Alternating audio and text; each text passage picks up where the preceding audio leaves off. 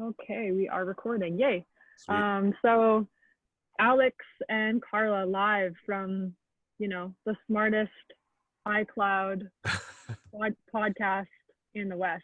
Yeah. I think it's funny because Nick's been saying vital strength physiology, the smartest gym in the West, not because we know all the answers, but because we know how to find them.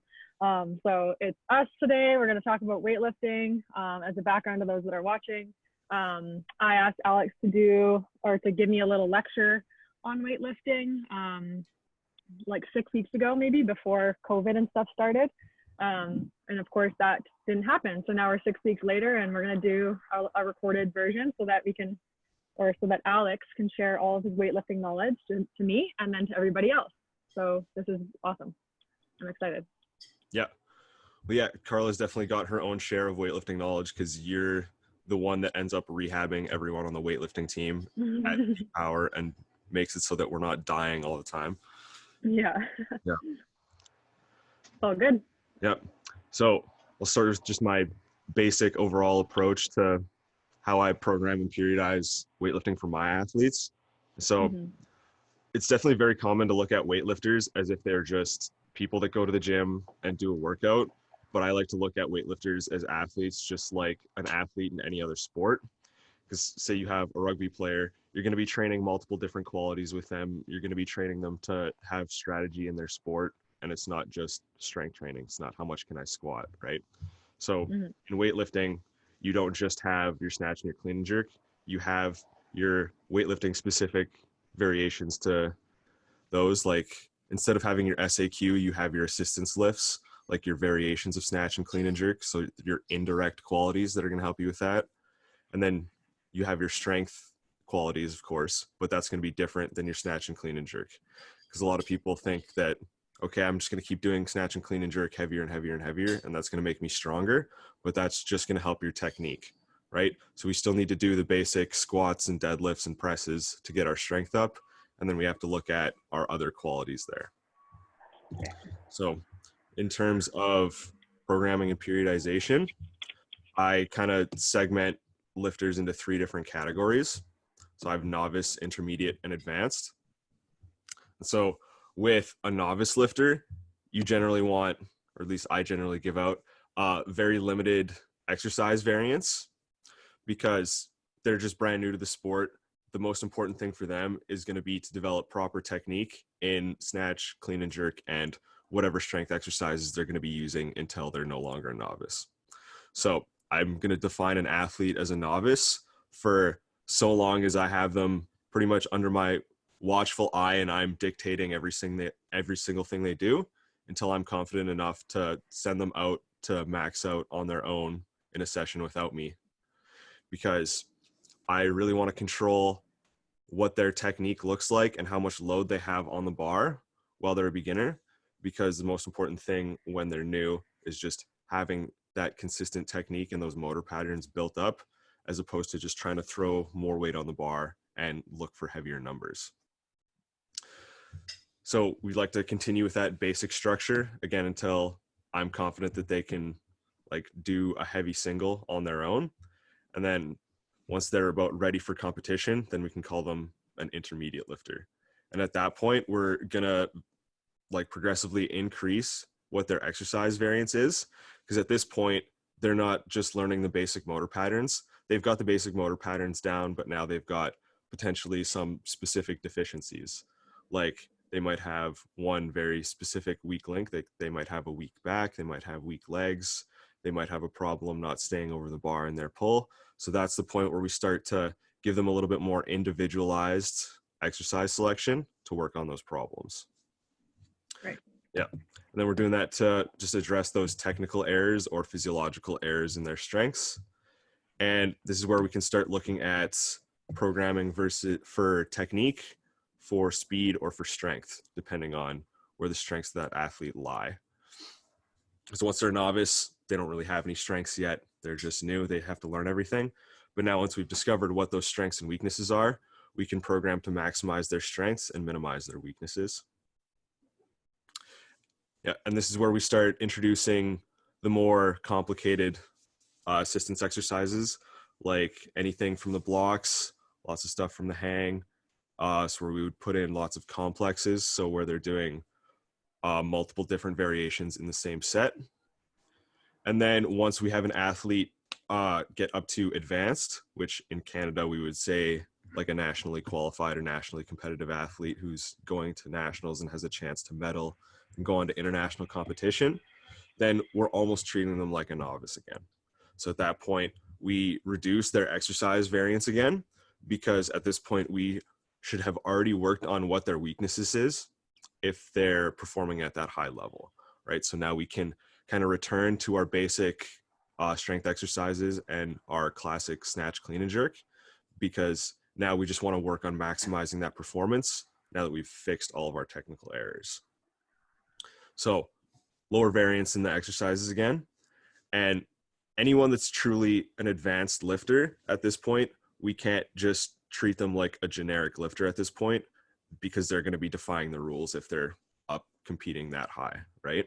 So this is where we really work on individualized things, and we might give them some things that would be considered unorthodox, because that's going to be something that's specific to their mentality and their strategy in the sport.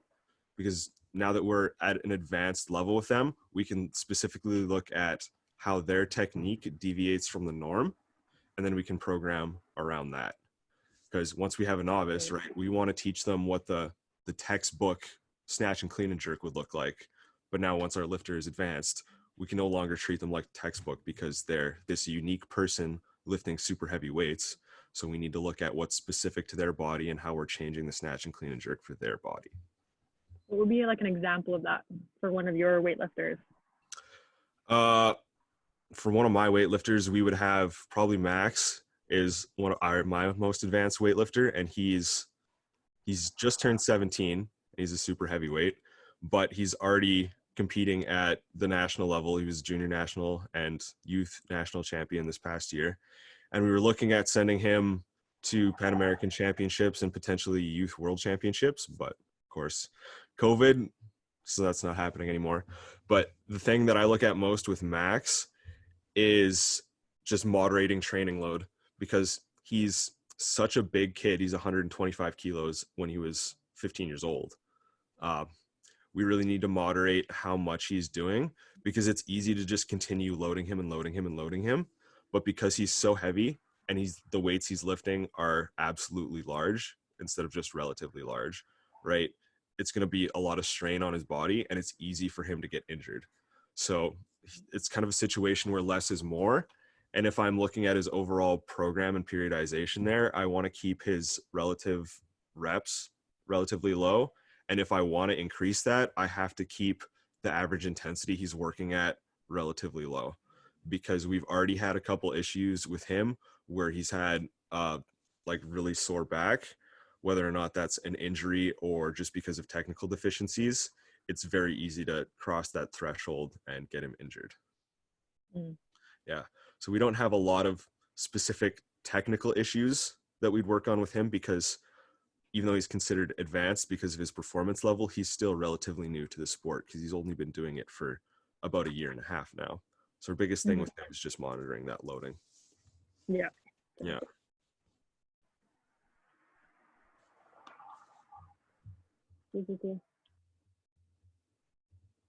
You're cutting out there. Oh, really? Yeah. Hi. I was just saying, that sounds good. Yeah.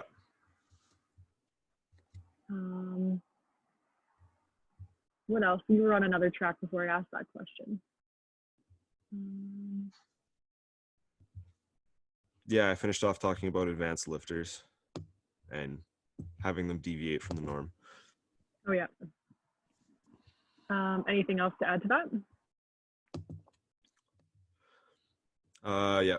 So another thing with our advanced lifters is that they might be doing something with their technique that we would normally consider wrong. And I think one of my best examples for this is Mohammed Ehab. He's one of the top 2 or 3 81 kilo lifters in the world right now out of Egypt. And every time he lifts, he has a huge head whip. And normally we want our eyes staying focused somewhere in front of us, because where the head goes, the body's going to follow, right? But with Ehab, he's so explosive And with the way he pulls, he really wants to get his head behind the bar so that he's not pulling right through his face, right?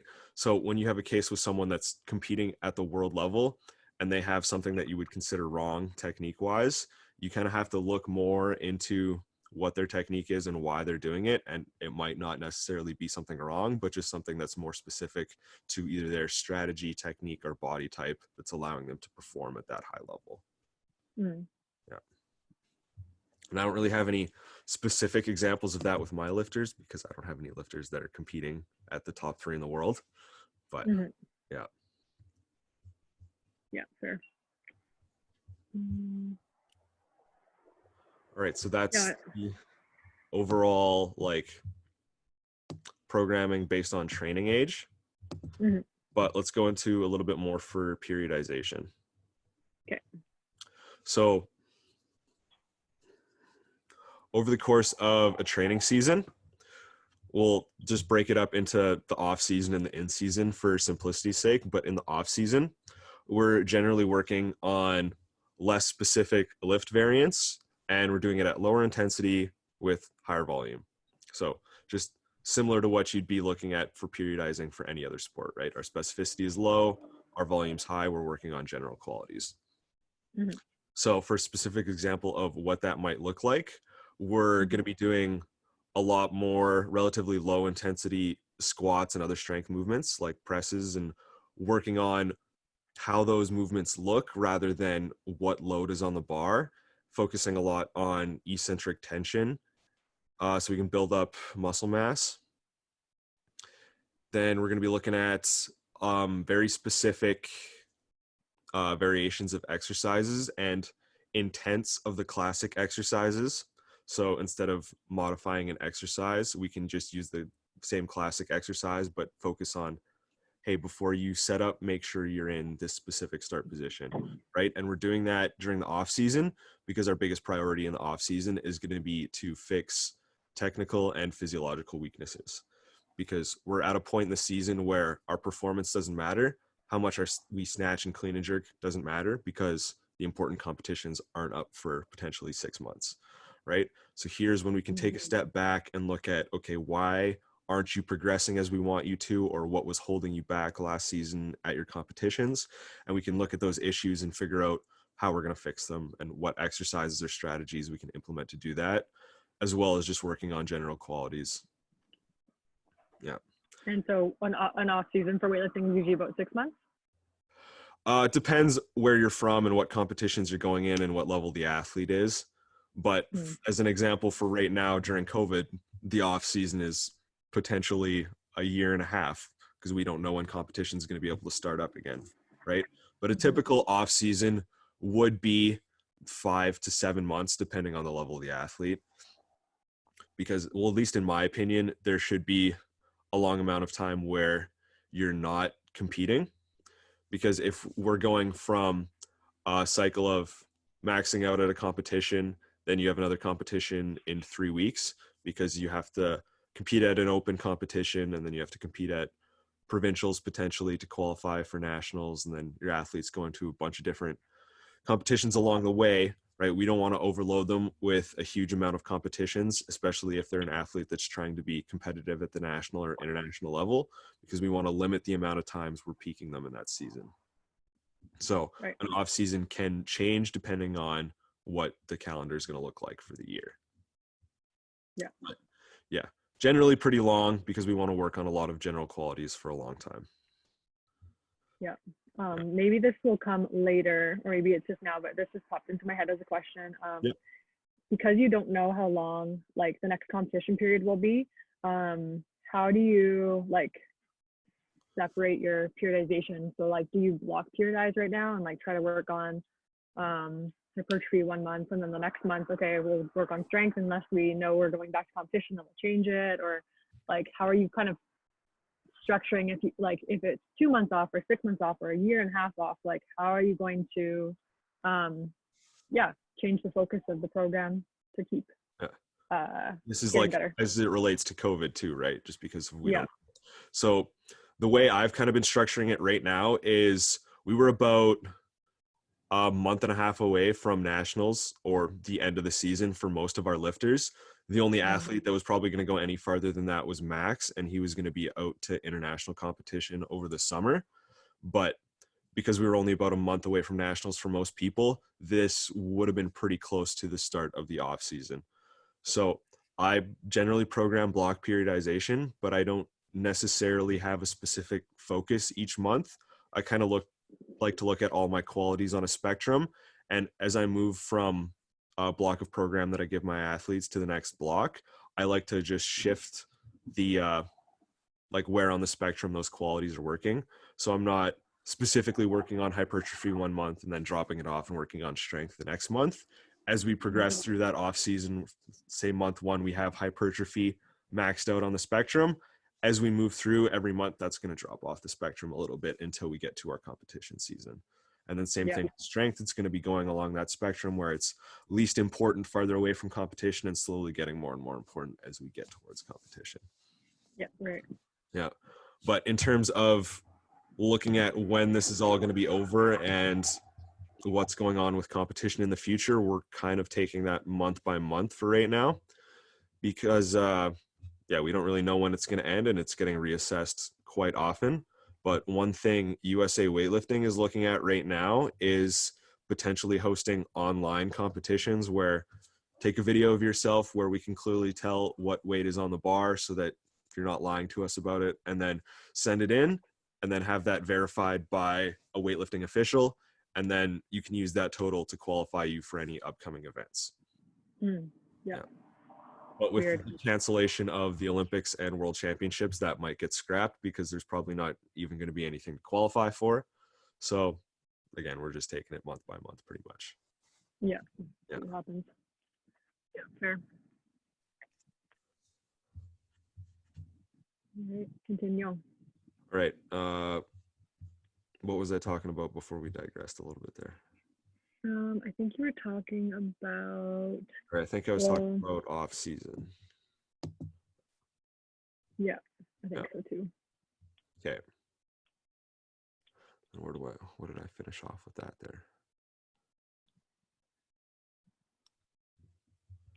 I think because my question came from like, how long is your off season? Yeah. I think you were basically kind of finishing off on like what types of qualities you're working on in the off season, and then I think you're going to go to like how that would differ than in season, like more specificity or. Oh yeah. Oh right, I had a couple more examples for off season. Yeah. So another couple examples for off season training there for looking at specific issues that we want to fix.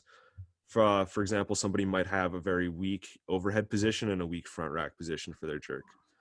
So I know for myself, I've been working on a lot of that because I've had shoulder injuries in the past. And then as I go through a competition season, I stop working on my rehab. I stop working on those general qualities that keep me healthy and structurally sound in those positions, and I focus on performance.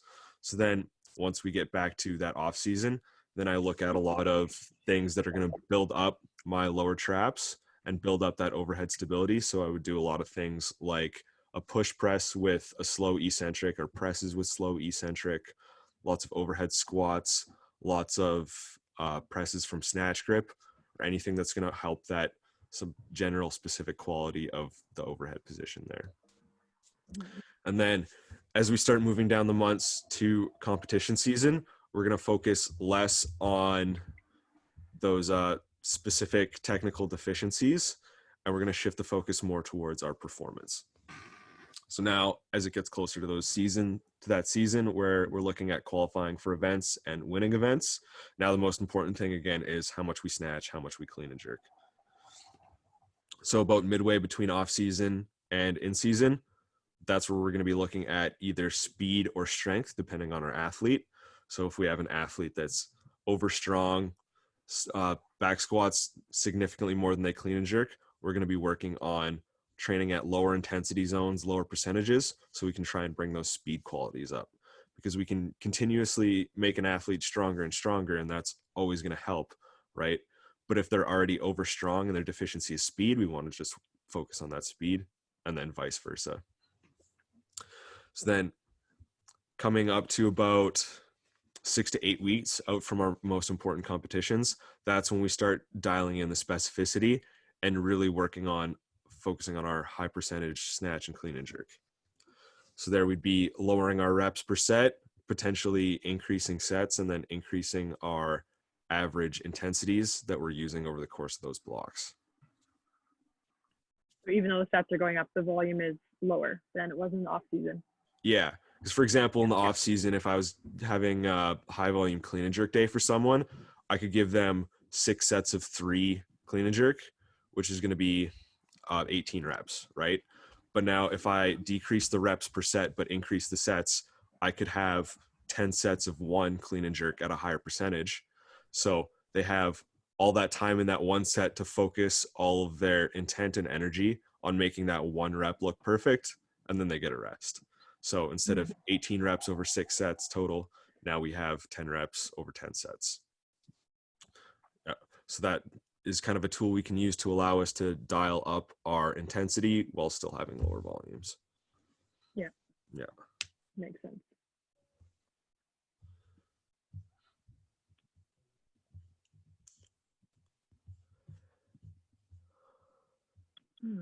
Where are we at?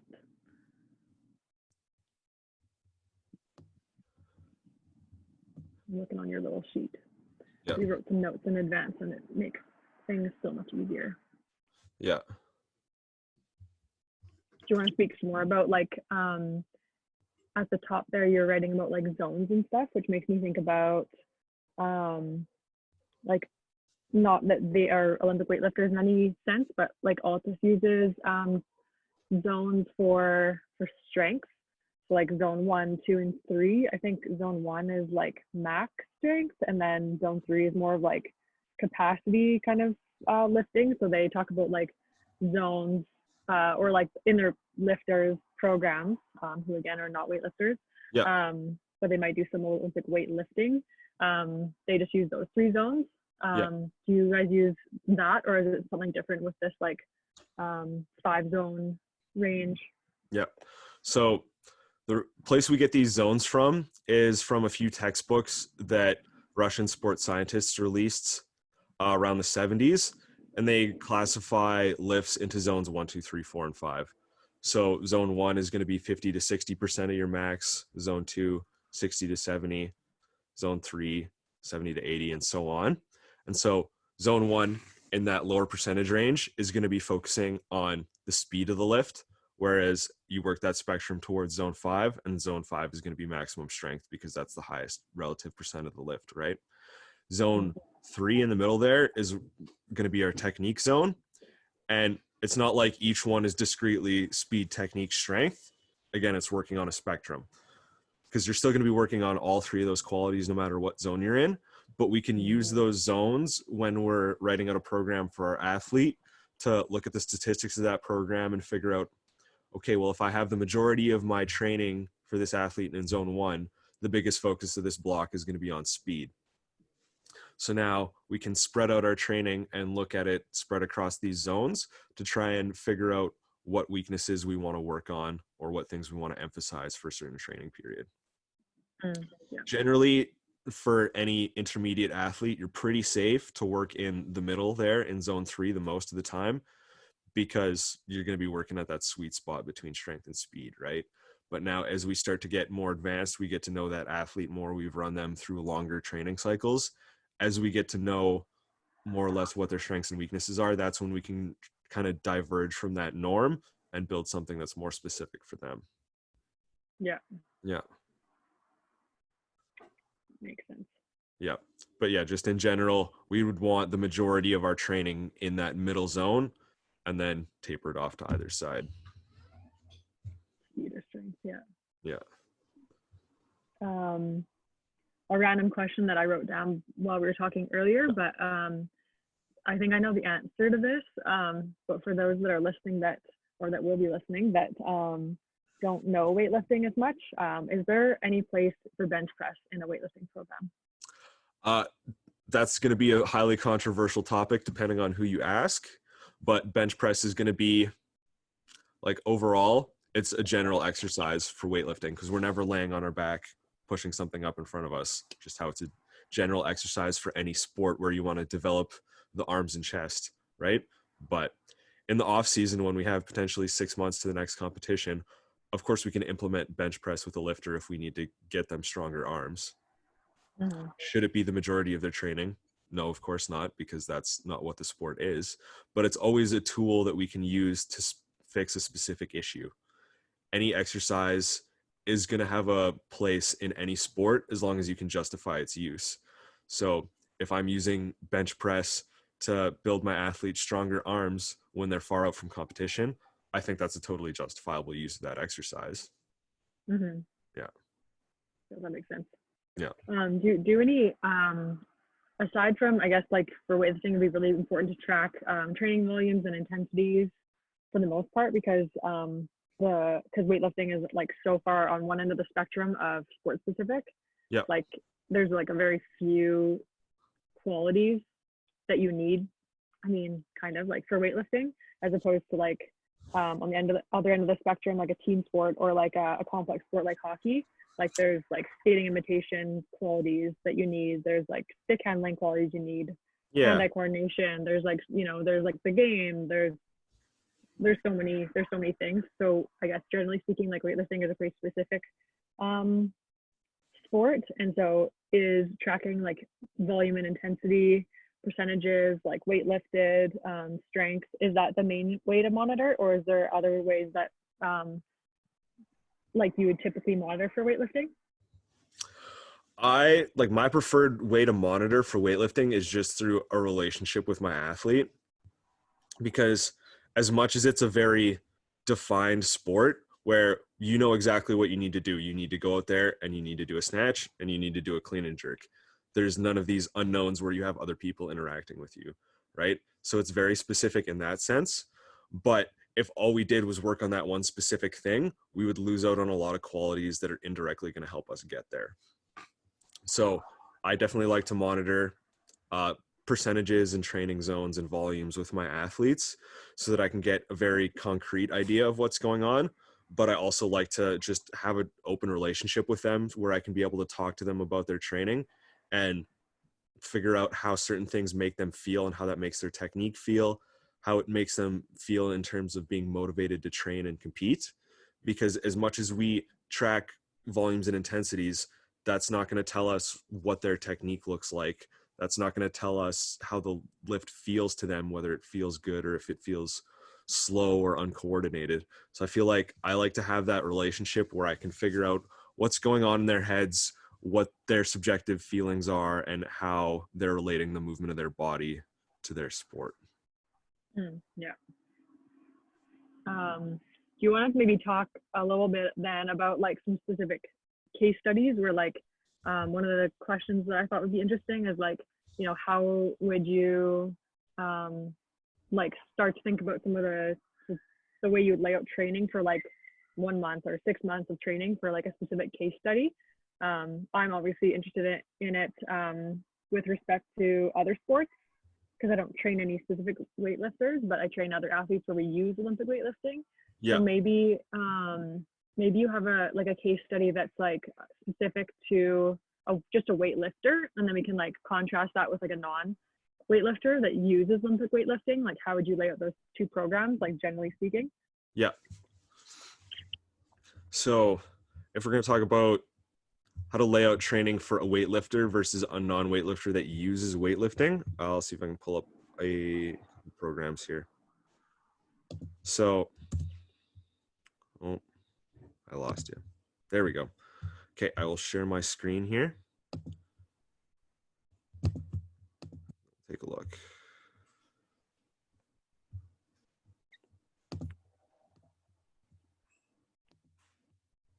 All right, can you see? Yeah, that looks good. Okay, so here's a program that I have written for one of my more advanced weightlifters, Josh. So he's just starting his off season now because we were just about to qualify for nationals until this hit. So now we're working on a lot of non-specific variations for weightlifting. So not necessarily snatch and clean and jerk specifically, but we're working on a lot of the different variations that we can to snatch and clean and jerk. So instead of putting in the classic lifts, I'm putting a lot of stuff working from the hang and working from the blocks. So anything where we have from the hang, so we could do hang above the knee or hang below the knee, we're working from a place where that bar is already placing tension on our athlete, and we can do that to fix some specific issues. So if we are doing cleans or snatches from hang below the knee, then we can do that to help focus on flat foot pressure as we're pulling off the ground, as well as keeping our shoulders over the bar. And these are some things that I would work on specifically with weightlifters in the off season, because these are very specific technical issues that are going to be independent to each lifter, right? And as we work on these through the off season, then that's going to help our performance later on when we're worrying about how much we can snatch and clean and jerk. Mm-hmm. So let's take another look at a couple of exercise selection here. Another one. This is a 4-week block, I think. This is a 4-week block. Yep. Yeah. Yeah.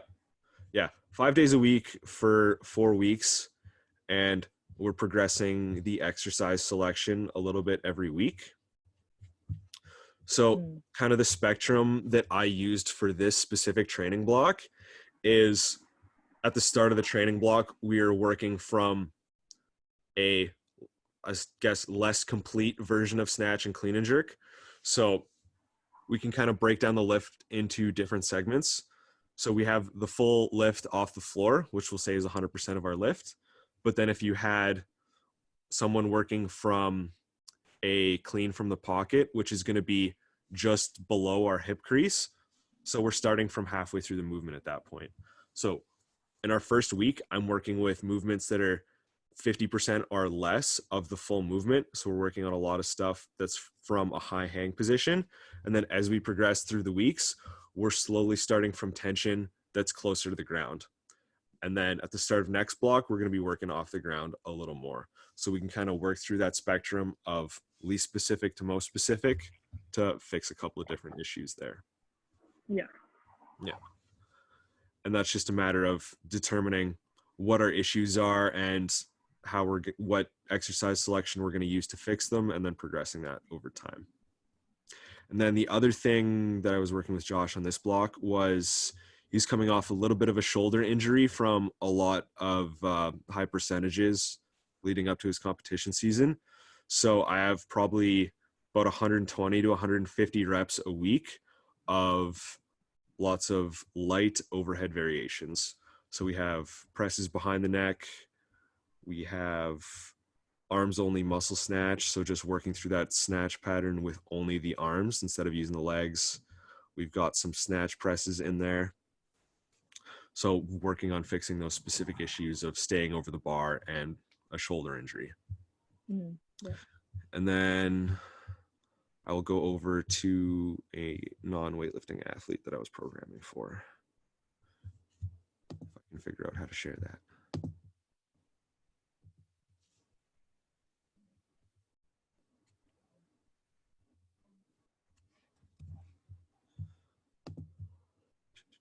Share screen.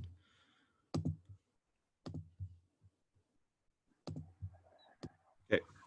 And then here's a program for Max. So he's one of my weightlifting athletes, but now that it's the off season, we haven't really specialized in weightlifting yet because he's only 17, right? So he's still got other sports that he wants to do. So now for the summer, we're working on a little bit more specificity for football. So in that case, we're not going to have any specific variations of snatch and clean and jerk. We're just going to use the basic classic lifts because we're not working on weightlifting performance at all. We're working on performance for football. So we still want to keep that movement pattern fresh for him. So we have snatch, clean and jerk, power snatch, power cleans. And I think that's the limited amount of variation we have for those. But other than that, we have some sprint training, some technique drills for sprint. We have a lot of agility.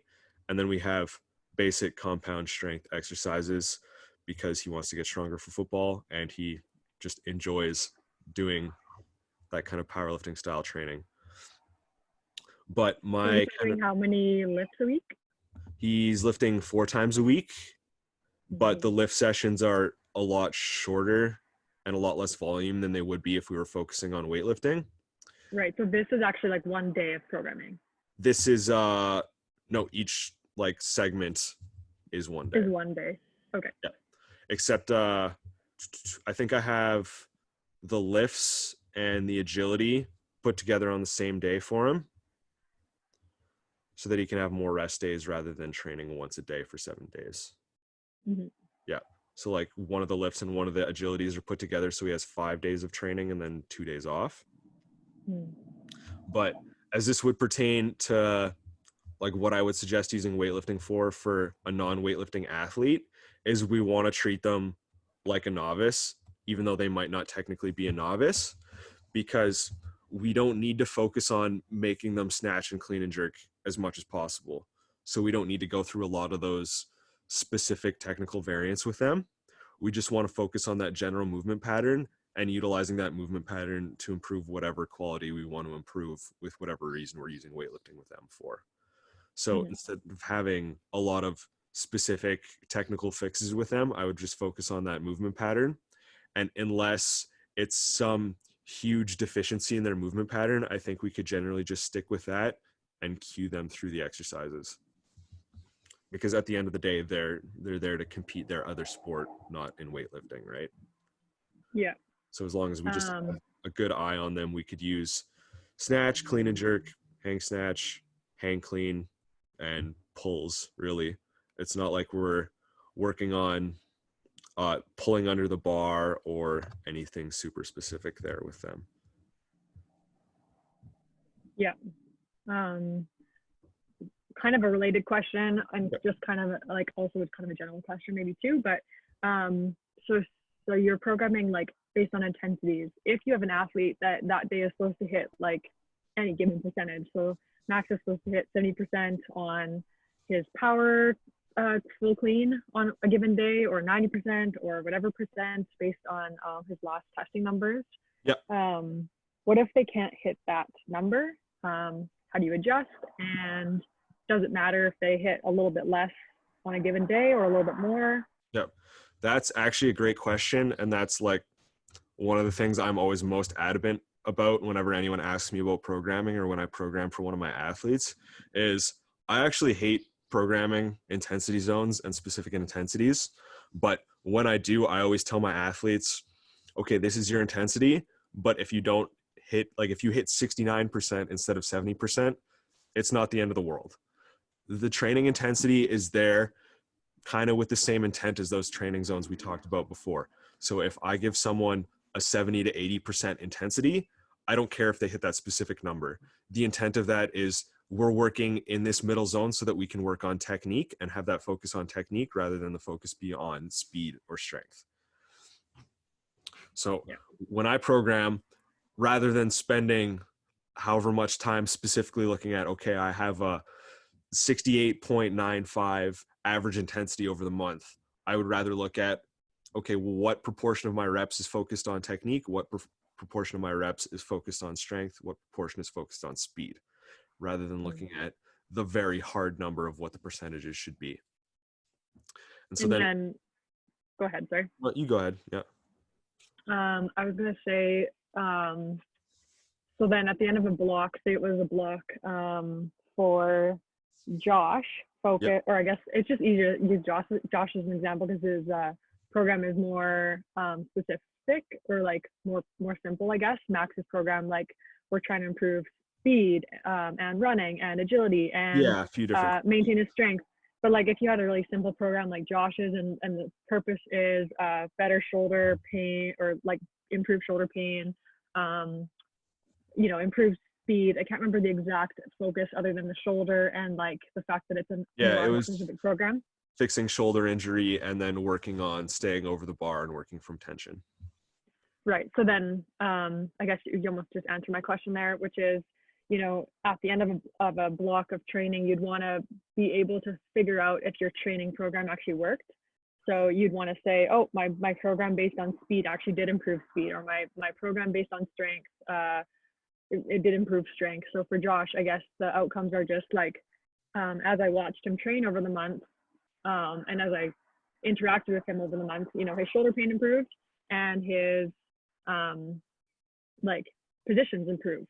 So that would be, I guess, in this case, how you would measure if your training program worked. Yeah.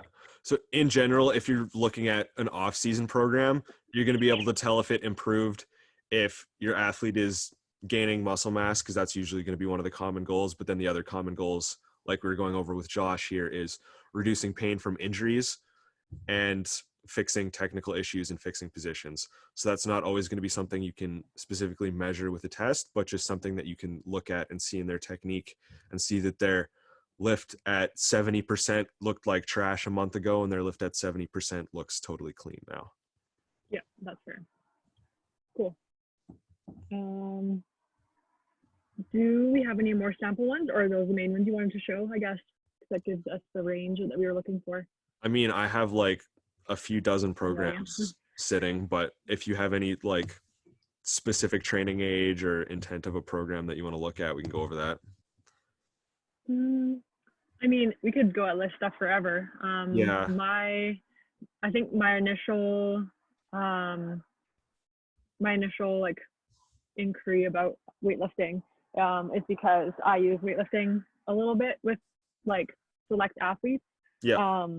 A good example would be, I mean, a good two contrasting examples would be like Riz, our like national team bobsledder, an Olympian, and we have to use Olympic weightlifting with her because it's specifically in their testing protocols. So they need to do a power clean, like a 1 rep max power clean, like usually 1 to 3 times in the summer.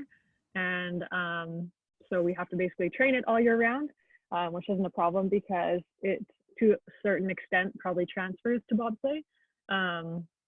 Some other sports, we, you know, have to train to the test, even though it might not transfer to the sport. Like maybe swimming might be a good example. I know some coaches that do Olympic lifting with swimmers, and it could be good, it could be not, I'm not sure. But if you've ever watched a swimmer train, they're very uncoordinated. So, you know, training weightlifting to get better at weightlifting for the test might not be the best. But yeah, for Alicia, without knowing, or without even the audience knowing that much more about her, other than she's a really high level bobsledder, what would be your approach for like microdosing or orienting your program around weightlifting? Any principles, any like general thoughts? Yeah, so her being a bobsledder, what I've generally seen in my personal experience with watching bobsleigh testing and watching some bobsleigh athletes train out of peak power is that they're overstrong to the max, and their technique for cleans is generally not very good. But like in the case of Riz, her technique is better than most bobsledders for Olympic weightlifting, right? But that's a case where you can look at what their strength numbers are, like how much she's squatting and how much she's doing in other exercises, and then compare and contrast that to what her power clean looks like, and see what the issue is that we need to fix to get that power clean up. Is it that she needs more volume in it? Does she need a technique fix? Or just looking at the specific issue there? But I think, so for example, she can front squat. I think she did like 285 pounds for like 3 reps last week in her front squat. Back squat. Now I can't remember if it was front squat or back squat. I think it was back squat. And her clean number is like a comfortable 85 to 90 kilos, and I'm going between pounds and kilos because that's just the numbers I know of in my brain, making it hard. I'll use a calculator. How about that? Then it makes more sense. I don't know, when we work out a peak power, it's like one side is kilos and one side is pounds. So in my head, I like am getting better at that. So her clean is probably around 200. I think her max clean is like 209 pounds ever. She can comfortably, probably on a given day, clean 85 kilos. So that's like 187 pounds. And so if her squat is like almost 300 pounds, let's say it's just over 300 pounds for 1 rep max. There's a big discrepancy, like 100-pound discrepancy between the two. So she's cleaning about 66%, 2/3 of what her squat is there. So in a case like that, it's either going to be speed or technique. And knowing Riz, it's probably not speed. It's probably going to be a technical issue there. And so that's a Yeah. sense where if we're programming power clean for her for training, we don't need to really program a specific intensity, right? We can just look at that intensity zone for technique and just say, okay, I want to give you an RPE of 7 or 8. I want it to feel this hard, but we're going to work within this large intensity range. And that's where you can have the coach just look at her and be like, okay, this is what we want to fix in the lift to make the lift more efficient. And then you're not spending as much adaptive energy working on that thing. You're just problem solving and looking at the technique and rebuilding that motor pattern. And then how many days a week do you think, for someone that already trains like 6 days a week, how many times would you plug in power cleans if that was something we were specifically trying to improve per week for it to improve? I would probably plug it in every gym session she's doing, but then I would just have very low intensities on it if we're going to be doing it super frequently, and then just focus on the technique, because you don't need super heavy weight and you don't need to make it very physically demanding to rebuild that motor pattern, if that's going to be what the specific issue is. Yeah. And then even if the issue wasn't motor pattern, if it was just strength, that's when we could look at doing it less, because we can increase strength doing other less specific things. Yeah. So I think high frequency and just relatively low intensity with higher volume would be good to fix the motor pattern. Yeah, that makes sense. I don't know if I have, I guess the other end of the spectrum athlete I was thinking of would be like one of the volleyball players that was supposed to come back soon, but COVID kind of knocked that plan out a little bit. But one of the volleyball players I had trained in the past, she was like very uncoordinated, and I only have ever trained her for like 2 months at a time in the summer, and then I don't see her for the rest of the year because team training takes the rest of their time. Like they train as a team with whoever else as their strength coach. So every time I do see her, and this is the same case coming up to this summer, she is like super injury prone, bad shoulders, even though she's a volleyball player. I mean, maybe if that's expected in volleyball. But yeah, really bad shoulders, really bad back, and is about to play university level.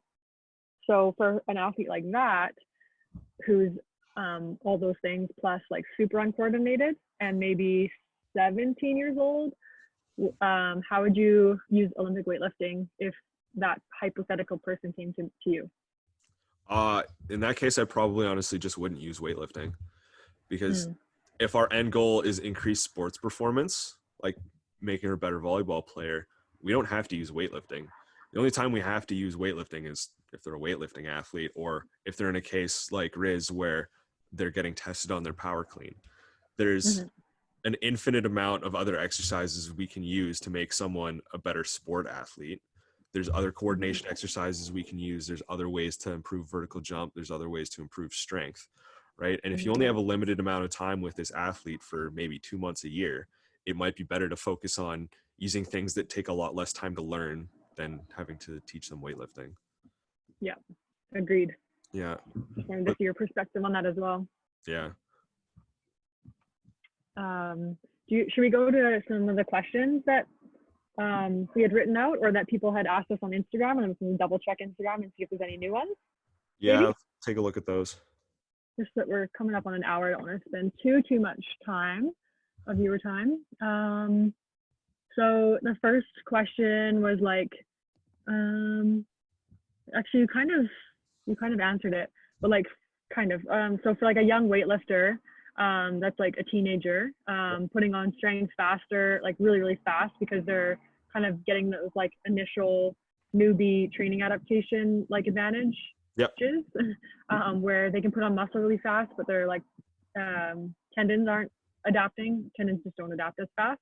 What kind of considerations in training volume would you do for them? And I think with Max is maybe a good example. You said just like making sure that the volumes aren't super high. Yeah, I would focus on, like, if they're a new athlete to weightlifting, I like to have all my new athletes focus a whole lot on eccentric tension, because that way we're going to build muscle. We're going to slow down the movement pattern so that it gets a little more ingrained. we're going to build that motor control. And that's also going to have the effect of adapting the tendons a little bit more. Mm-hmm. And especially with novices, I like to keep them on a short leash where I can monitor exactly what they're doing for all their reps. Like if I give a program out to a novice, I don't put any specific intensities on it. I just give them either sets and reps for the session, or I'll say we're working on snatch for 20 minutes in sets of whatever. And then instead of just doing 6 sets, they just do sets of 3 for 20 minutes. And as I'm watching them, I'll just look at the technique and say, okay, we're going to go up or down in weight based on how it looks, because the most important thing is the motor pattern and the technique here. Strength can always come slowly, and tendons will have time to adapt if we're focusing on motor pattern first and strength second. And that's how I like to treat my novices. Yeah. But in terms of a strategy to like moderate the training specifically, it would just be looking at what the volumes are, looking at what the loads are, and adjusting that over time based on how their body is handling it. And just taking a proactive approach as much as possible. Yeah. The second question you already answered, which was like, with someone that has weights at home, taking a 6-month break potentially with COVID, like how would you maybe progress them? And we talked about that.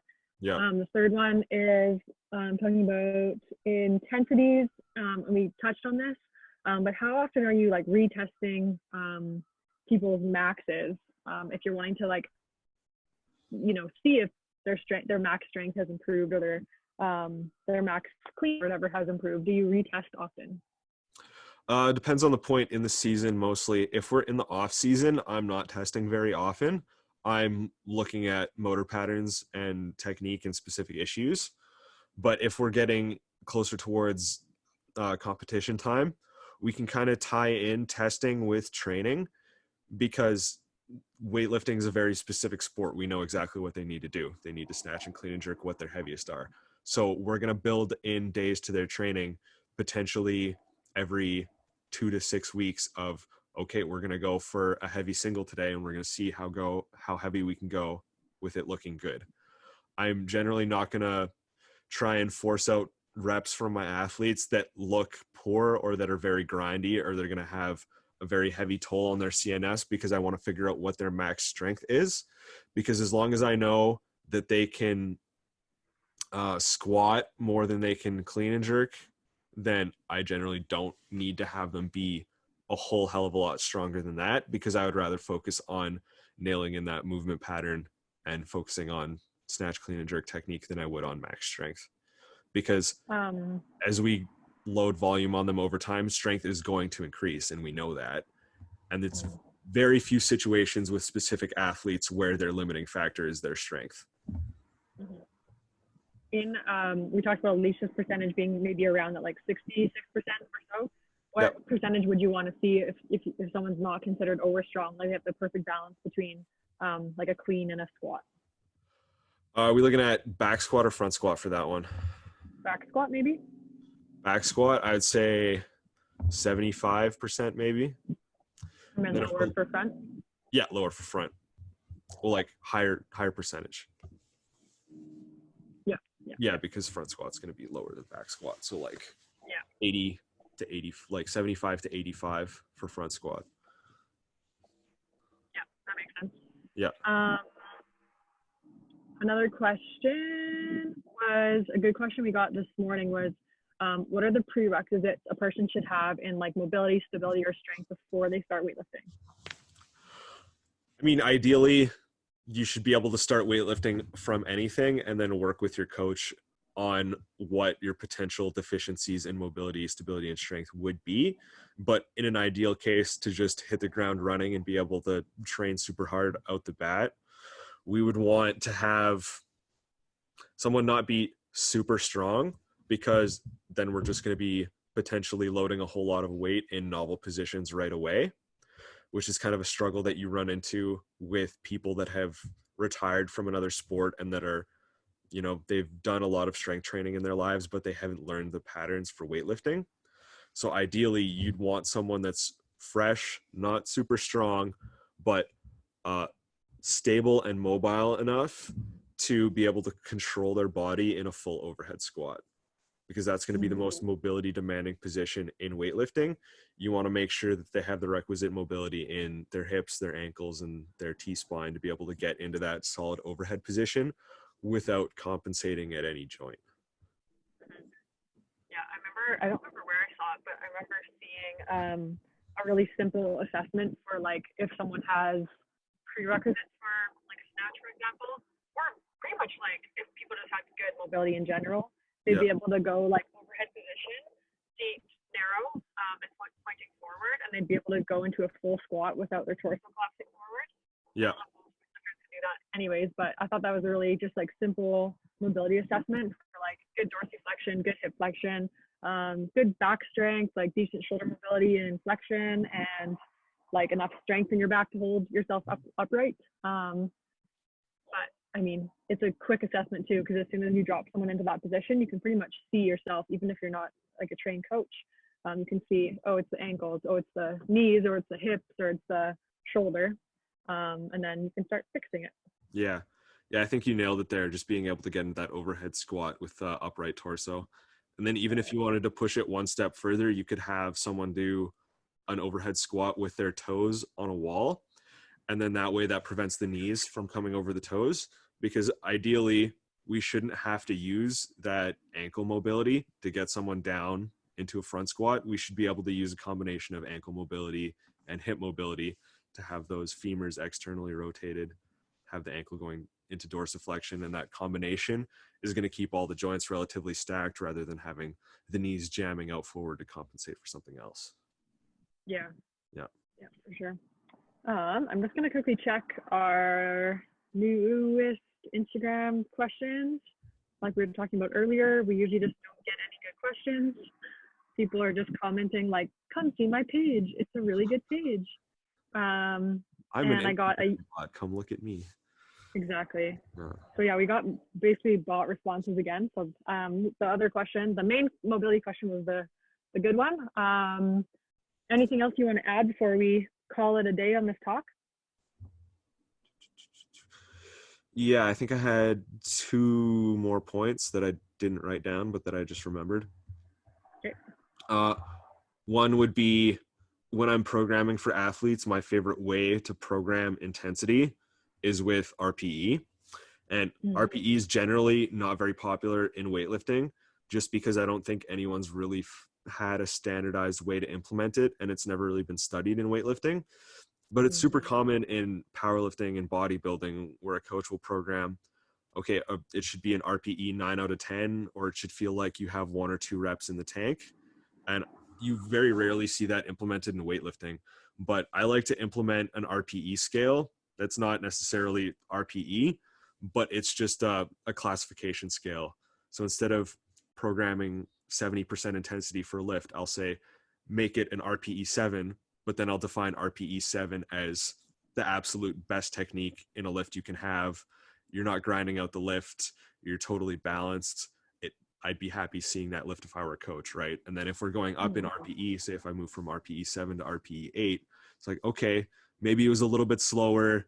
You were a little bit off balance. There was a little bit of grinding, right? It didn't look quite as clean. And then you get to RPE 9 and 10. It's like, okay, you made the lift, but it looked like garbage.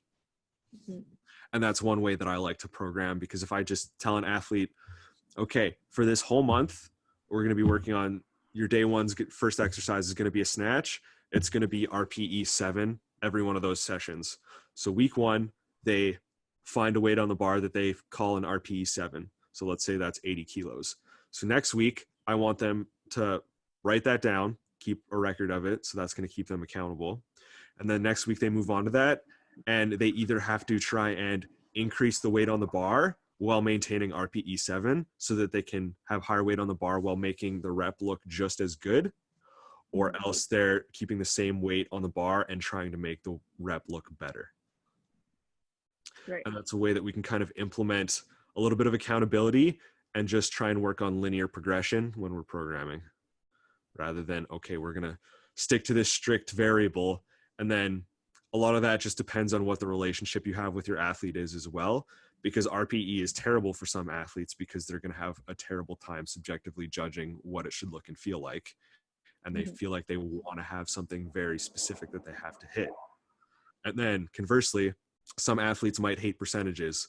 Like I know personally, I hate working with percentages because I'll see, okay, I have to hit a double at 85% today, and maybe I feel like garbage that day, and then I'll just grind out 2 really ugly reps at 85%.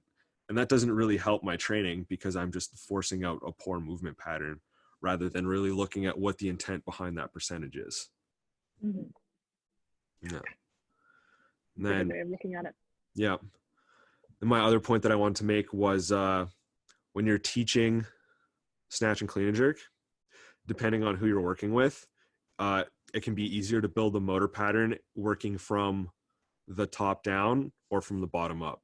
So the bottom up being starting on the ground and then working on the phases of the pull as you're coming up, and top down being starting with the bar overhead or the bar at the hips and really working on the jump, and then working your way down, working from the pull. And I generally find that working from the top down is a lot better when you have someone that's strong enough to handle the bar right off the bat, or if you're working in smaller groups, whereas working from the bottom up is going to help you with people that can maybe only handle a dowel or a light training bar off the start, or if you're working with a whole large group of people. Yeah. Sure. Was it better to maybe start with one or the other with kids? With kids, I usually like to start bottom up, because a lot of kids can't handle a 20-kilo bar right off the bat. And then when you give them a dowel, you don't really get that proprioceptive feedback because it's essentially weightless. So then rather than keeping them accountable and forcing them to have that good technique with the consequence of if you do it wrong, you're going to drop this heavy thing overhead, right? Now they have this stick that they can just handle with their arms, and they don't have to have good technique. They can just put it overhead. So it's easier to start from the bottom up with them because it gives them a more objective thing of, okay, we're going to keep the arms loose and we're going to work on what we're doing with our legs, rather than working on the jump and the turnover first, where they can just use their arms and forget about the intent of what we're actually doing. Right. That makes sense. Cool. Anything else we missed, or is that pretty much it, I think. I think that's pretty much it. Yeah. Yeah. Unless there's any other specific questions you got. I don't really have any other specific questions because I kind of I already use Olympic weightlifting. I just wanted to get an idea of an Olympic weightlifter's thought process and behind periodizing, because it's one thing to look in a textbook and get sample programs for weightlifters, but it's another thing to get the weightlifting integration into sport. There's not a lot of that's not really talked about a lot in textbooks, and it's hard to find examples of how to integrate that, even on if you read blogs or if you read just I don't know, websites. You can't find that information unless there's already a gym or a coach that's integrating it and has that strong weightlifting background, but also the sport background. So I thought it'd be interesting. Because a lot of what you'll find that online is coaches either use it as an afterthought and they're like, okay, I'm a football coach, my kids are going to power clean and it's going to look ugly, but they're going to do it. Mm-hmm. Or you'll have people that go the full opposite and they're saying, okay, this athlete's a weightlifter now, and that's their training. Yeah. And I've heard both sides. When I used to work with more youth athletes, age 12 to 16, I saw the two extremes. Some parents would come to me and say my kid only needs to snatch because that thing is the most transferable exercise, and if they get the best at snatching, then they will get the best at everything else. Yeah. And I was I kind of don't agree with that, from a long-term athlete development stance. Yeah. But I think it's a tool. And then there was other parents that were that is so dangerous. I don't think my kid should be weightlifting, growth plates, this, I don't know, breaks and this, that. But at some point, hopefully parents will start to trust good coaches in the industry that have the training, that background, and they have the certifications to position themselves as an expert, because it's getting pretty old when parents are trying to tell us how to do our jobs. I think that'll come as the field gets a little more regulated. because it's somewhat of a free for all right now. Because you can have a Can Fit Pro and be like, look, I know what I'm doing. Yeah. But, yeah. Oh yeah. One day it'll change. Yep. But anyways, yeah, that was a good little chat. We had like just over an hour. So appreciate it. Thank you so much. Yep. And I will try to find a way to post this so that others can see it and ask us some more questions if they want. Cool. Okay, I'll keep you in the loop. Okay, thanks. Have a good day. Okay, thanks. Yeah. Yeah.